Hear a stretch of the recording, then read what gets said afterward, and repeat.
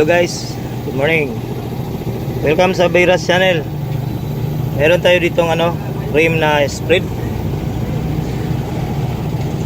Ang rim na ito is three-wheeler na mga Aribadja. Kinabitan namin ng bagong gulong. Ito yung Rubber Corporation na made in Philippines, Titan na gulong. Ang size nito is 4.00 by 8. Yung stock na rim nito is dapat mga 3.5 or 4.0, pero ginawa ng kinating, tapos dindugtungan ng mga almost 4 yata, kaya naging wide rim siya. So ngayon ang gusto ng may-ari, dati itong tube type, so ang gagawin namin ngayon, ito yung lumang gulong na binaklas ko dyan sa rim. Ito yung unang gamit niya, yung original na gulong TBS tire. Yan ang hangin, tingnan nyo. Oh, ang gulong, oh. Paano mo lagyan ng hangin yan? Mahirap. So ang idea dito, kabitan ng tubeless interior ang tawag. Okay. Subscribe sa channel ko, don't forget to subscribe and hit the notification bell para lagi kayong updated sa mga video na gagawin natin. Ready na yung tube. Nakabit na ni Master.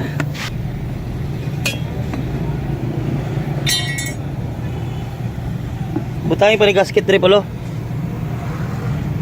Hol. Triple. Asa mo sila na? Ha? Di butay gasket dire. Di ba? Ayaw na dia. Ana man ipit. Wasir sa una. Ay, ibitsa, butangin sa isa ka gasket. Ha? Butangin sa isa ka gasket dire. Isa lang. Di na mapugong. Dili, pwede lagi. Awa. Magungaw na. Dapat na yung gasket isa before ng washer. Oh, tawad dyan na. Ha? Ano? Oh. Okay. Gasket na pa diya. Sana naman.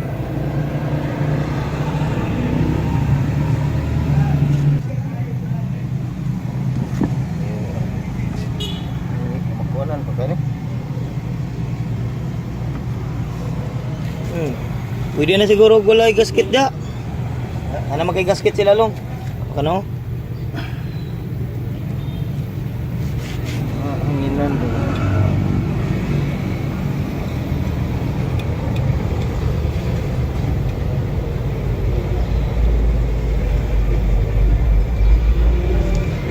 Pwede ra masuksok pol.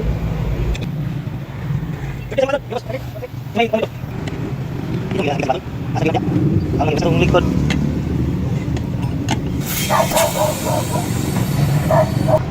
Stretch tire. Tignan nyo, stretch tire yan, oh.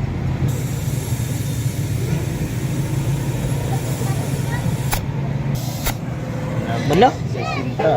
Cinta. Sirutan. Pero